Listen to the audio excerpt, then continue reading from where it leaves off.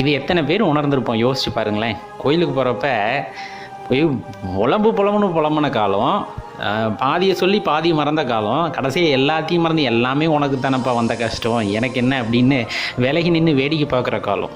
அதுதான் அந்த சிவபெருமான் மீது வைக்கின்ற அந்த பக்தியோட அலாதியான ஒரு விஷயம்.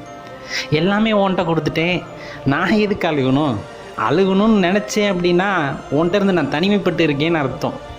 நான் அழுகக்கூடாது, காரணம் நீ எனக்குள்ளே இருக்க. அதுதாங்க அந்த பக்தியை வந்துட்டு எப்படி சொல்கிறதுன்னு நம்மளுக்கு தெரியாதுல்ல. அதை தான் நண்பர்கள்ட்ட சொல்லணும்னு தோணும், சொல்லுவோம். அவங்களும் சில பேர் புரிஞ்சுப்பாங்க. ஏன்னா அந்த நிலை அப்படிங்கிறது அடுத்தடுத்து போகும். ஆரம்ப கட்டத்திலேயே நம்மளோட பக்தி என்றுமே இருக்காது. நம் தேட தேட அந்த இறையாற்றலை உணர்ந்து கொள்ளும் பொழுது, நமக்குள்ளே இருக்கின்ற இன்ப துன்பங்கள் எல்லாம் பொய் அப்படின்னு தெரியும் பொழுது, அவர் மட்டும்தான் நிஜம்னு நினைக்கும் போது, அவர் முன்னாடி நிற்கிறத விட வேறு என்ன பாக்கியம் நமக்கு வேணும் அப்படிங்கிற அந்த நிலை வந்துடுதில்ல. அதுதாங்க